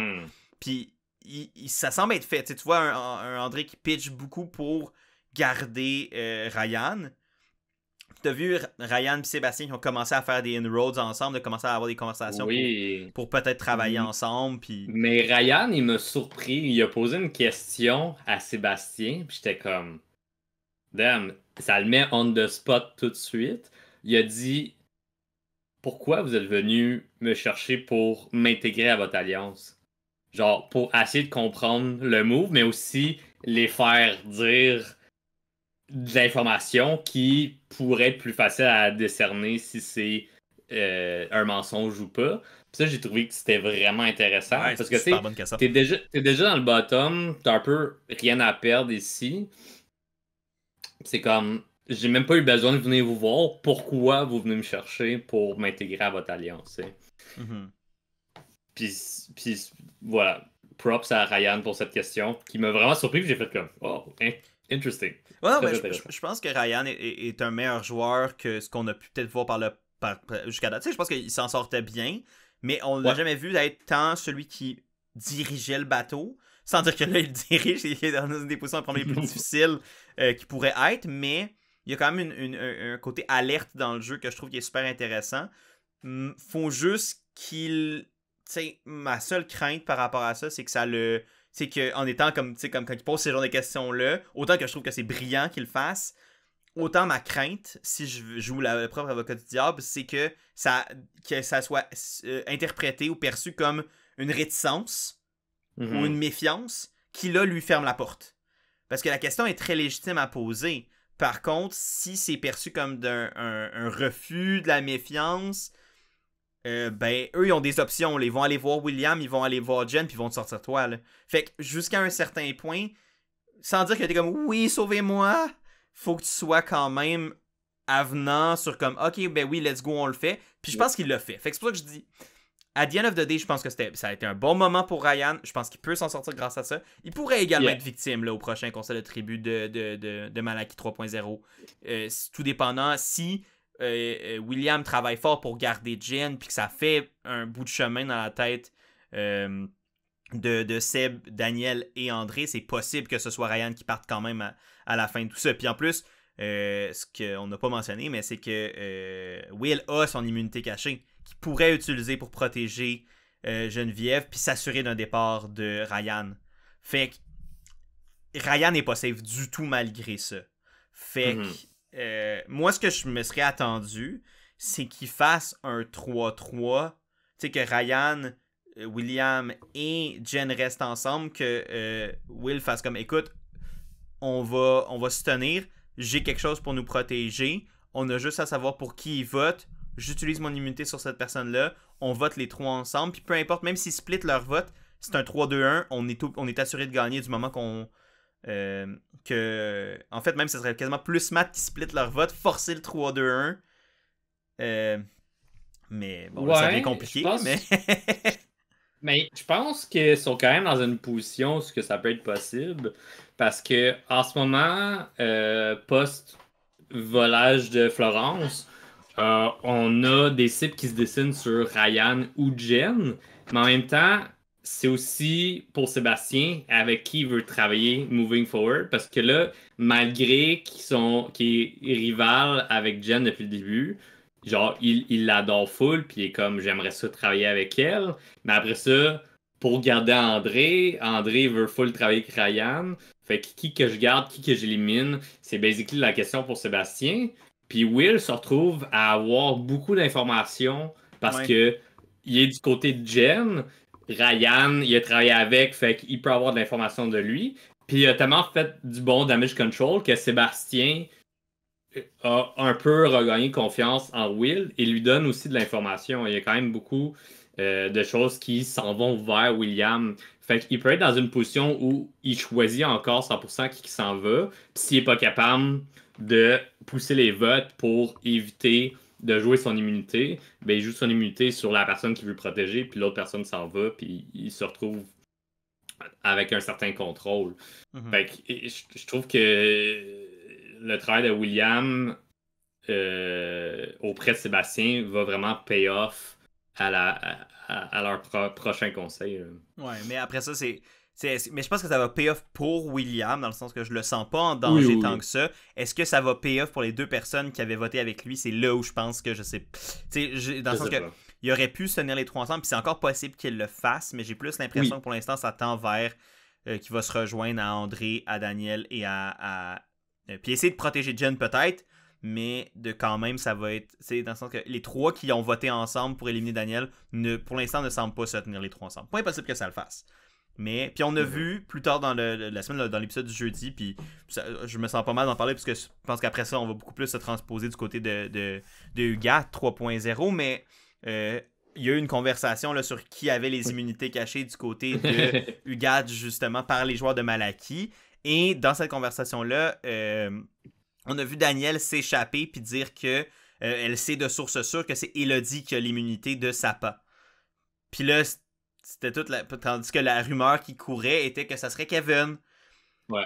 Et là, on a su que cette information-là avait coulé de Geneviève qui avait parlé à Sébastien de l'immunité pour une fois qu'il était revenu sur Malaki 3.0 pour essayer de créer un lien de confiance. Mais là, Sébastien est allé en parler à Daniel. Fait que là, clairement, et Geneviève a sait que l'information a coulé. Ce qui peut briser peut-être un lien de confiance qui commençait à se construire. Fait que si Jen est capable d'utiliser cette information-là auprès de Will et peut-être aussi de d'autres personnes, puis de dire, écoute, ces deux-là vont jamais se lâcher, ils se disent toutes, si on les pète pas maintenant, on est dans le chenoute éventuellement, ça peut peut-être faire son bout de chemin. Mais c'est une petite affaire que je veux rajouter, parce que ça peut rajouter en effet, comme tu sais, dans les scénarios qu'on dit, de comment ils peuvent... parce qu'on parle beaucoup du point de vue de ce 3-là, parce que c'est eux qui sont techniquement minoritaires, malgré que c'est une égalité numérique, parce que les trois se tiennent tellement solidement, là, de Daniel, André puis Sébastien, que tu te dis la faille est pas là, la faille va être en face. Fait que c'est pour ça que c'est plus court de parler de qu'est-ce que André, Daniel puis Seb vont faire. Ben, ils vont se tenir ensemble, ils vont voter pour quelqu'un, puis ils espèrent ramener quelqu'un d'autre. Ils vont soit ramener Ryan, soit ramener Jen, soit ramener William, ou une combinaison de ceux-là. Mais voilà pour Malaki 3.0. Je pense que ça fait pas mal le tour, monsieur. Ouais, on est allé bien en détail dans nos théories, dans nos analyses. Puis... C'est ça que ça fait quand c'est pas un épisode double, c'est qu'on rentre dans les détails. Yeah. Fait qu'il nous reste 16 minutes pour arriver dans ton 80 minutes. Je l'avais dit que j'étais pourri, ma caméra s'est défocalisée, c'était pour me dire, Raph, tu vas bullshiter. Ben, j'avais de la jasette aussi dans cet épisode-ci. Mais c'est pas fini, parce que là, on a un autre tribu à aller dessus. Et non la moindre, Hugat 3.0, qui, ben déjà, on a flirté le sujet un peu, là, mais on a Sarah et Marie-Lou qui vont voir avec Elodie pour savoir l'information au niveau de qui a leak l'immunité chez les autres tribus de Sarah. Et ils se rendent compte que finalement, Myriam a menti sur toute la ligne. Et sont comme, OK, Myriam, on savait qu'elle était dangereuse, mais là, elle commence à accumuler ses coups sur son CV de pourquoi on devrait l'éliminer rapidement. Même avant la fusion. Ouais. C'est une des discussions qui va tourner un peu toute la semaine là, de Myriam. Ouais. Mais surtout aussi en plus que Myriam est proche des gens de l'autre bord. Il y a un... Tu sais, oui, il y a une relation qui s'est créée avec Marie-Lou, des choses comme ça, mais je pense que Myriam semble être une joueuse qui a, contrairement, mettons, à l'extrême opposé qui est Eric, que lui est comme, moi, les ex-Hugat, j'en ai rien à foutre. Myriam, elle a beaucoup plus de difficultés à au moins démontrer ce détachement-là, parce qu'elle peut l'avoir pareil, puis c'est correct, mais si tu le démontes pas, ben là, les gens peuvent douter de, OK, rendu à une fusion, elle va-tu recourir, voir André, voir Daniel, voir Sébastien, puis ça va jouer contre nous. 100%. Puis on s'entend la réponse entre toi et moi. C'est fort, fort, fort, fort, fort probable. Mais c'est ça, c'est un peu ce que Will il disait avant de partir pour le remaniement, là, quand il était avec Ash et Flo. Il était comme, à la fusion, la première personne que je veux éliminer, c'est Myriam, parce qu'elle nous a trahis, premièrement. Je suis encore, genre, c'est ma rancune de l'élimination de Jay, mais elle travaille fortement avec eux autres, fait qu'on veut briser des majorités, puis c'est ça. Fait que là, on a les anciens Malaki ici qui se rendent compte de tout ça par les actions qui se rendent compte, mais aussi par ce que Eric dit, puis toute l'expérience de Ugat qui les rattrape. Là. Puis c'est intéressant parce que là, tu as une première cible qui vient là, puis après ça, ben, l'autre éléphant dans la pièce, ben, c'est la relation Marilou-Kevin qui, on sait, depuis l'élimination de Kevin, ou en fait la non-élimination de Kevin, mais quand il s'est retrouvé pour fonder la tribu Sapa, qui s'est faite en blindside, là, donc Kevin ne l'avait pas vu venir, là, ce coup d'état-là contre lui. Mais là, cette rivalité-là que lui a gardé dans sa tête un peu contre Marilou spécifiquement, plus que tous les autres là, de Malaki original qui l'a éliminé. Ouais. C'était vraiment, il voyait Marilou comme étant la leader de ce plan-là, la leader de son élimination. Puis, ben, à l'inverse, ben, t'as Marilou qui sent clairement cette chaleur-là de la part de Kevin, au sens où il est comme, tu sais, il fait des petits commentaires dans les épreuves. Il a mentionné à plusieurs reprises, puis l'information s'est rendue à elle que c'était sa cible. Fait que là, ils sont comme. Puis la conversation, le score de la.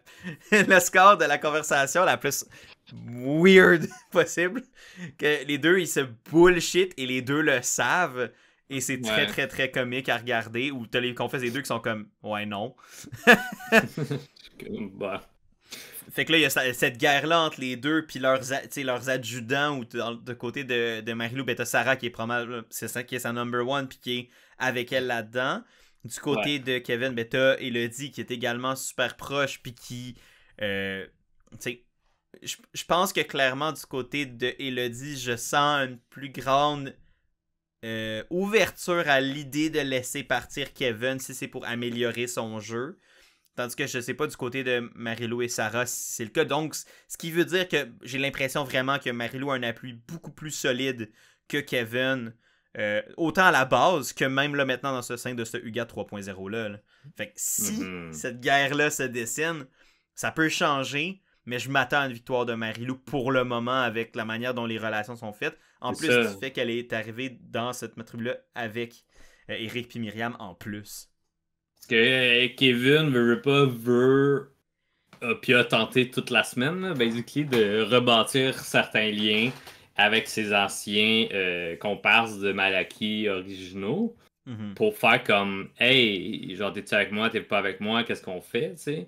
Puis là, le monde sont comme t'es trop stické sur Marilou, on a besoin d'un peu plus d'ouverture de toi, puis il est comme ben, je me suis fait trahir, tu sais, fait comme il y a une certaine confiance à rebâtir de mon côté également. Fait qu'il y avait cette confrontation là, ici et là durant la semaine que ça s'est surtout vu entre Kev et Ash. Au niveau que Ash sait que Marilou c'est une menace pour éliminer éventuellement, mais il trouve que Kevin est un peu trop fermé, focus que là-dessus. Mais après ça, Ash donne pas ce que Kevin a besoin pour regagner cette confiance-là. Fait que ça frustre Kevin au niveau de qui est de mon bord, qui va m'aider. Puis Elodie saute rapidement à reconnecter avec des gens. Fait qu'on voit sa rapidité à reconnecter avec des gens. Puis c'est comme ça qu'elle a pris le contrôle de Malaki original. Fait que, tu sais, moi, en tant que Kevin, j'aurais peur qu'Elodie est en train de servir contre moi, malgré que le monde sont quand même conscients que Elodie veut pas éliminer Kevin tout de suite. Ils sont comme, oh, on va pas y arriver. Fait qu'il y a vraiment beaucoup de frustration chez Kevin, puis je le comprends. Là, tu t'es fait trahir par la majorité de ces gens-là. T'essayes de jouer avec eux, puis ils te donnent pas ce que tu cherches comme petit morceau pour reconnecter ce lien-là. C'est comme, c'est frustrant un peu. C'est clair. Puis honnêtement, Kevin n'a pas été remanié dans une situation qui est tant favorable que ça, puisqu'il est arrivé dans Marilou et son armée, là. Dans le sens que, par rapport à leur conflit personnel, clairement, Marie-Lou est dans la meilleure situation où elle a Sarah, son number one. Ben, puis là, ça, c'est égalité avec Kev parce elle a dit. Quoique, comme je dis, je pense qu'elle a dit est plus prête à jump ship que Sarah l'est. Fait que, déjà là, t'as un point du côté Marie-Lou sur la fidélité de son allié numéro 1. Si on fait ça comme un tableau à la André, Charlotte à toi, André. Fait que, déjà, t'as... Mais qui travaille au camp? Parce que ça, on le voit pas vraiment. Ça, c'est certainement pas moi. Alright, fait que... Sinon...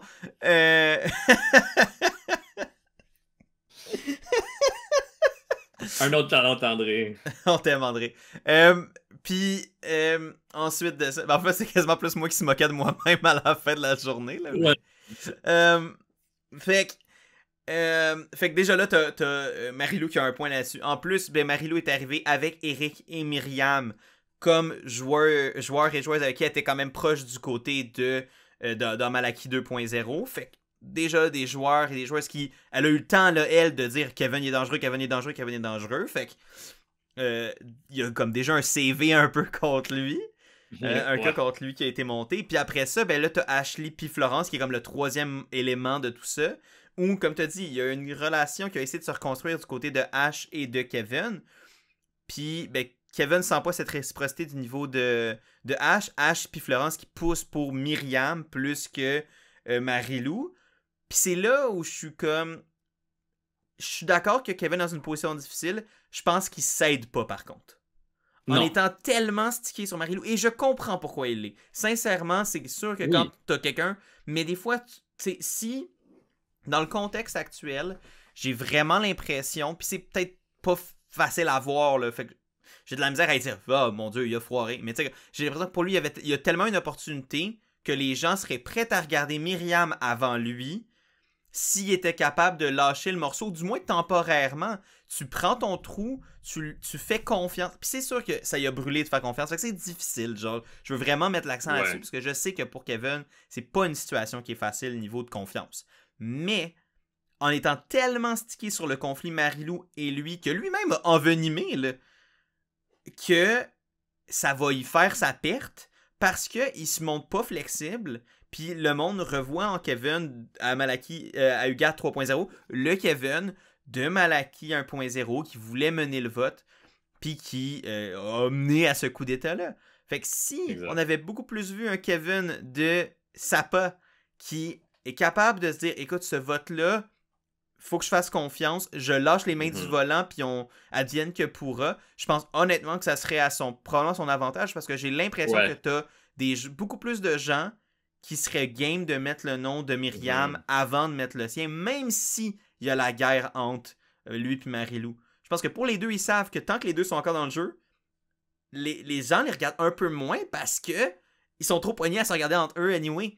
Fait que je pense que avoir les deux dans la game avantage quasiment les deux, mais là c'est est-ce que tu veux vivre dans l'incertitude constamment? Puis c'est là où je comprends aussi, comme je dis, le côté de Kevin qui est comme, tant qu'elle est là, je peux pas dormir correctement la nuit parce que j'ai peur qu'elle m'attaque, c'est fair. Pas attaque physiquement, là, on s'entend dans le jeu. Non, physiquement. Autre mention qui a pas trop pogné, je pense, à ce point-ci dans la partie. Mais Myriam rappelle le point qu'ils sont redevenus une majorité de femmes dans le groupe et qui ont Eric de leur bord également. Un peu comme précédemment quand c'était Luc qui était avec les femmes de Malaki. Préalablement, Elodie était très... On fonce l'alliance de filles. Je pense que la game est rendue beaucoup plus nuancée, puis les liens ont été créés ici et là, que c'est un peu plus difficile de juste se pencher là-dessus. Je pense pas que l'intention est plus là non plus. Là. Je pense que tout le monde veut avoir une femme qui remporte la partie. Sauf les hommes qui y jouent actuellement. Là. Veut pas. Là, sont pas en train de se dire « Moi, je veux me rendre à la fin et perdre. »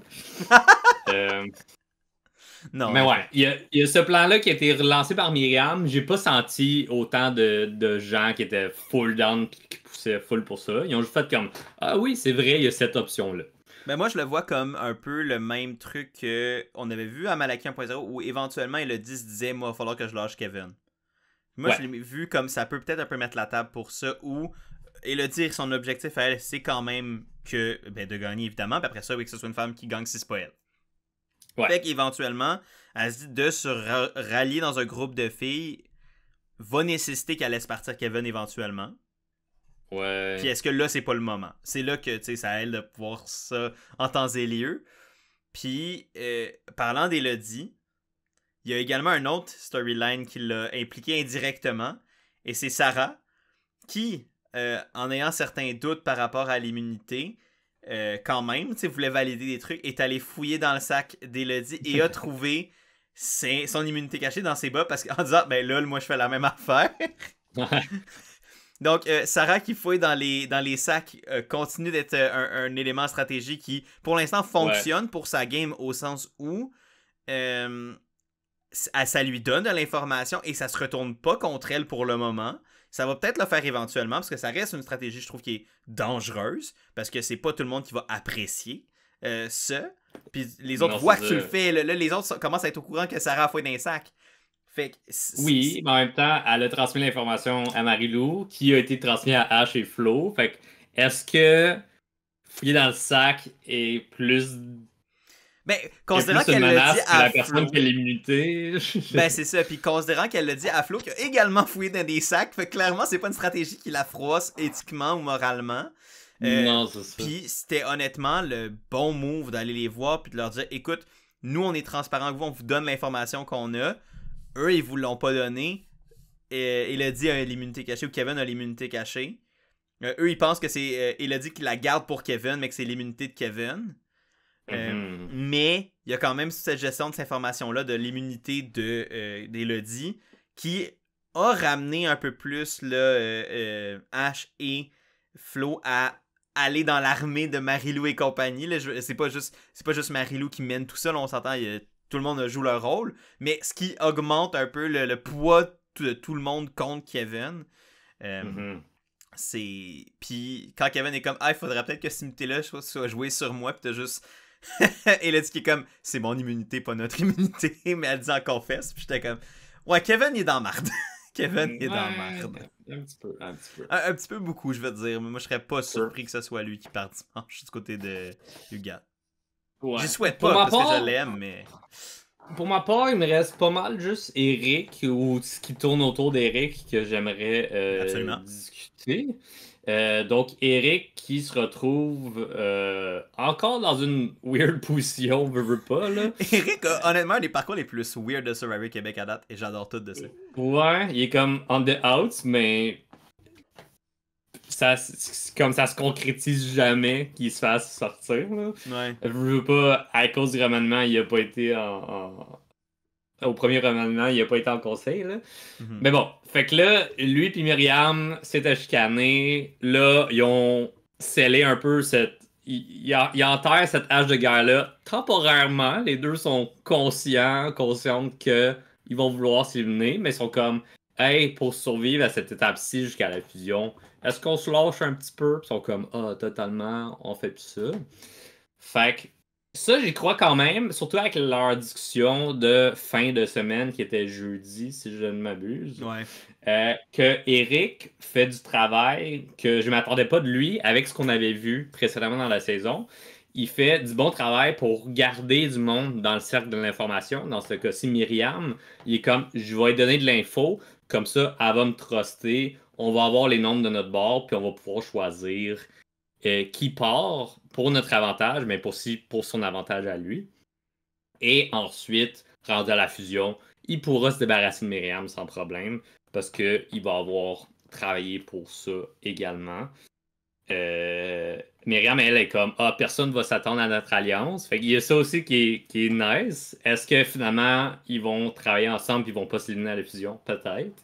Ça serait intéressant, puis je pense que c'est pas... J'ai aimé la stratégie un peu de diviser pour mieux conquérir qui ont fait de comme hey, on va se mettre ensemble, les gens s'y attendront pas, on sort un Hugat, on sort un Malaki, on sort un Hugat, on sort un Malaki, puis on se rend plus loin ensemble. Puis ça, c'est le genre de stratégie que tu dis pas à quelqu'un, j'ai l'impression que tu fais pas un genre de stratégie de même à quelqu'un que tu vas shifter nécessairement dès la première opportunité. Est-ce que ça va se concrétiser? Je le sais pas. Est-ce que j'y crois à l'intérêt et l'intention que ils ont envers ce plan-là. Ça, j'en doute beaucoup moins. J'y crois. Mais ça se peut que ça se concrétise pas pour plein de raisons. Le jeu est encore relativement jeune. On est à la semaine 5 de 12, là. 12-13. Yeah. Fait que ça peut changer encore, mais c'est pas impossible. Puis ça va être intéressant de voir. Puis je trouve qu'en effet, les deux sont comme... C'est comme quoi? Faire la paix, ça peut aider. Oui, c'est comme... Il y a deux histoires parallèles ici à regarder qui est très intéressant. Puis, au niveau de son travail, qui fait bien comparativement à...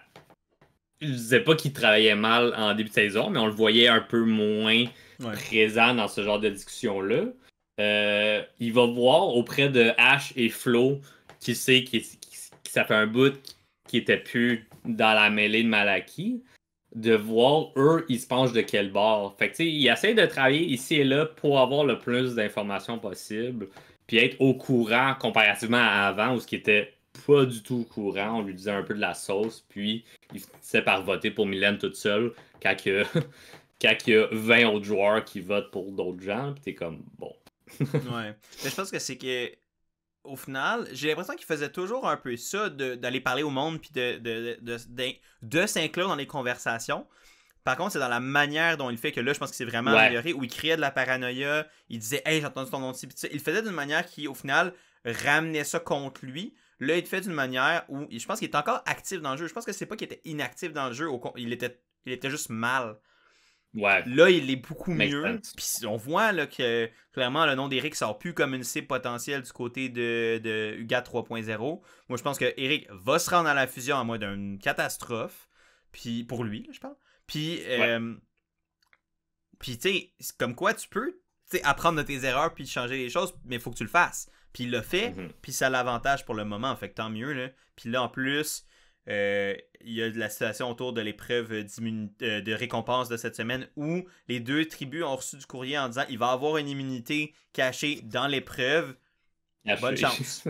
Ben, pas cachée vraiment, là, mais il va avoir une immunité dans l'épreuve, une immunité individuelle. Aller la chercher. Puis. Ouais. Genre, let's go. Ouais. Puis là, tu sais, il y avait discussion de Kevin qui était comme si j'ai le temps, je vais y aller, tu sais. Ouais. Puis au final, toute son équipe veut pas qu'il y aille. Puis j'ai trouvé ça drôle que Marie-Lou en confesse, elle dise Ash est même prêt à le plaquer. Puis j'étais comme tabarouette. Ça va mal sortir tout ça. Mais finalement, Eric se propose durant le caucus. Il est comme je vais courir en 10 secondes, je vais être revenu. C'est ce qu'il a fait. Ah ouais, puis ça l'a pas nui à l'équipe. Pas du tout, là. Comme ils ont perdu quoi? 1 seconde, puis c'est pas ça qui a changé de quoi dans l'épreuve. Mais après ça, ça l'a mis aussi la puce à l'oreille à Kevin, encore plus, cette frustration de comme personne travaille avec moi. Ouais. Je suis vraiment dans ma. Ouais. Là, il y a, ben c'est ça, il y a plus vraiment d'écran de fumée pour essayer de faire à croire que. Non. Kevin est dans le chenoute. Puis, tu sais, dans le sens que, comme je dis, il est tombé dans une situation vraiment de mal. Je pense que c'est pas aidé. Je pense qu'il a mal géré ses premiers jours dans UGAT 3.0, qui a comme agrandi la cible qu'il avait déjà au lieu de la réduire. C'est pas impossible. Tout peut changer encore, mais j'ai peur pour lui. Sincèrement, j'ai peur pour lui parce que, comme c'est ça, quand tu vois que toute la tribu est prête à se garrocher pour aller l'empêcher d'avoir une immunité, là, tu te dis, exact. Il y a de quoi qui se trame, là. Exact. Mais là, la question, c'est est-ce que Elodie va essayer de le protéger ou non? C'est ça. Parce que lui, il fait juste confiance à Elodie en ce moment. Il a essayé de checker avec Eric si c'était possible de travailler ensemble. Puis il était comme on s'était jasé. Toi qui pognes l'immunité, I guess c'est chill, tu sais. Ouais. Puis Eric était comme ben il faut que je pense à moi des fois aussi. Ben, c'est ça. Kevin savait que entre les lignes, c'était comme bon. Le monde m'ont dit qu'il fallait que j'empêche Kevin d'avoir l'immunité. Fait qu'il est comme Où sont mes vrais alliés? Pour l'instant, Elodie. Puis ben, Mélodie, oui, c'est ton allié, mais à quel point? C'est parce que tu peux être allié avec quelqu'un, puis être allié, c'est la définition d'être un allié et ta définition multiple, au sens où est-ce que c'est allié à la vie à la mort, dans le sens que tu es prêt à tout pour sauver cette personne-là ou c'est allié jusqu'à temps que ça me serve plus. Mm. Puis les deux, c'est des alliés. Après ça, c'est à quel point ça va t'avantager ou à quel point ça va avantager un versus l'autre. Fait que je pense que la position de Kevin reste très complexe malgré cette alliance-là avec Elodie. Là. Ouais. Mais là, le destin va être entre ses mains dimanche. Parce que on va avoir de l'élimination. Les deux équipes vont aller en conseil des tribus. Mais on va avoir chacune des tribus qui va se disputer l'épreuve à tour de rôle afin de gagner un collier individuel d'immunité. Donc, c'est-tu à tour de rôle ou ça va être comme selon le clip que j'ai vu, il me semble que c'est à tour de rôle. Ah, ok, j'ai pas vu de clip. J'ai juste vu les deux colliers, mais je me rappelais pas le comment du pourquoi. Ouais, Pat a dit ça va être à tour de rôle. Ah, ok. Si je me trompe pas. Là. Ok, ça se peut. Fait qu'il va y avoir un certain avantage de regarder, analyser l'épreuve, passer en second. I guess qu'ils vont faire une pige au hasard ou. Je le souhaite, là. Que ce soit pas juste comme. Ouais. L'équipe qui a gagné la dernière épreuve décide, là, je suis comme là, wow. Non, mais. Ah, ça va être intéressant. J'ai hâte de voir. Puis oui, il y a une chance de sauver en effet avec ça, là. Ouais, il performe quand même bien en épreuve. Reste à voir si ça va être une épreuve qu'il va être capable de relever. Je pense pas qu'on a vu l'épreuve. C'était quoi? En tout cas, si oui, moi je le sais pas. Moi non si plus. oui, je le sais pas. Fait que ça va être intéressant. Fait que ça. Puis ça va donner donc un gros épisode ce dimanche là, pour cette double élimination, on présume. Donc ça va être quelque chose. J'ai hâte d'en parler avec toi, mon Chris. Je pense qu'on va avoir bien du fun. J'ai hâte de pouvoir vous en parler à vous également puis analyser tout ça pour vous. On a fait pas mal le tour. Là. Je pense qu'on est rentré quand même en profondeur là, dans la semaine, mais s'il y a des trucs qu'on a... je dirais. Mais si... Oui, ben, vous êtes là pour ça. Fait que s'il y a des choses qu'on n'a pas abordées, évidemment, les commentaires, c'est la place pour nous poser des questions, nous faire part de vos impressions et commentaires. C'est vraiment la place pour ça. On est toujours très curieux de vous lire et on aime ça vous répondre. Également, si vous avez aimé les podcasts qu'on fait, si vous avez aimé cet épisode-ci, n'hésitez pas à aimer la vidéo, c'est toujours super apprécié. Nous, on va être de retour très rapidement pour cette couverture de l'épisode de dimanche, la double élimination, on présume. Donc, ça va être très le fun. Puis n'hésitez pas à vous abonner à la chaîne pour ne rien manquer de tout ça et incluant également notre couverture de Survivor Australie contre le monde plus tard cette année. Ça va être très très cool. Ouais, ça va être probablement au courant de l'été. Là, fait que j'ai bien hâte de voir ça. Fait que ça va être très le fun. Fait que c'est ça, ça fait pas mal le tour. Vas-y. Ben oui. Prédiction. Qui part de chaque équipe, Raph? Ah, on a fait ça après les célébrations, c'est bon, ça force les gens à rester un peu plus.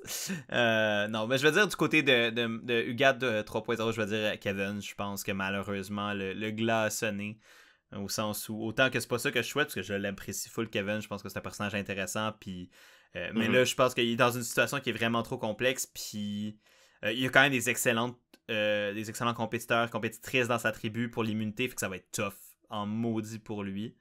Du côté de Malaki, je sais pas. J'ai peur que ce soit Ryan, mais j'ai vraiment pas envie que ça le soit. Mais j'ai l'impression que l'immunité de Will pourrait être jouée pour sauver Jen, puis ça me fait peur pour Ryan dans cette situation-là. Fait que vu qu'il y a un peu moins d'armes que Will et Jen, je vais aller pour Ryan, mais pas de gré de cœur. Pour les deux, là, c'est pas de gré de cœur. Ok. Toi? Interesting. Je rejoins quand même tes opinions au niveau des éliminations, mais juste pour faire différent du côté du GAT. L'affaire, c'est qu'on pourrait avoir un duel pour le collier d'immunité entre Myriam et Kevin, de ce qu'on a vu dans les épreuves du passé. Donc, ça pourrait être vraiment intéressant que ce soit un ou l'autre qui l'emporte ici. Je vais dire Myriam dans ce cas-ci qui, malgré tout, ne sera pas sauvée par Eric. Et du côté de Malaki, je vais y aller avec Sébastien, pas parce que je veux m'acharner sur le dude, là, juste parce que je trouve qu'il est une grande menace et qu'on devrait le sortir le plus tôt possible. pour le futur du jeu de tout le monde dans cette tribu-là. Mais aussi parce que Will et Jen, je les apprécie de plus en plus. Hein, c'est devenu un peu mes favoris en ce moment. Puis, ben, André, hein, c'est quand même un de mon top 3, que j'aimerais ça qu'il se rende plus loin. Malgré que éliminer Seb va pas l'aider, là, mais je pense qu'il est capable de se rejoindre à d'autres gens, là, puis il peut se rallier à Ryan ici. Il y a des portes d'entrée. Ouais. Alright. Ben, dites-le nous. Voilà. Vos prédictions à vous dans les commentaires, c'est la place pour ça qui va être éliminé des 2 tribus s'il y a un double élimination. Merci encore d'avoir été là jusqu'à la fin. Ça a été super plaisant de couvrir cette semaine funky, mais haute en contenu définitivement, comme le pouvez voir l'heure et demie d'enregistrement quasiment qu'on a. Il y a eu beaucoup de conversations, là. C'est le fun de parler de Survivor. Good. Non, mais je veux dire, durant les quotidiens, il y a eu vraiment beaucoup de conversations. Ah, mais là, je suis déçu parce que je pensais que tu disais que c'était le fun quand on se jasait, là. Ah, pas du tout. J'ai eu chaque instant. Et bien là-dessus, sur cette fête tout aussi chaotique que le début de l'épisode, merci tout le monde d'avoir été là. Merci pour le support continu. Toujours apprécié de votre support, votre présence. Et on se revoit très bientôt pour une prochaine analyse de Survivor Québec. Salut tout le monde, prenez soin de vous. Ciao. Bye.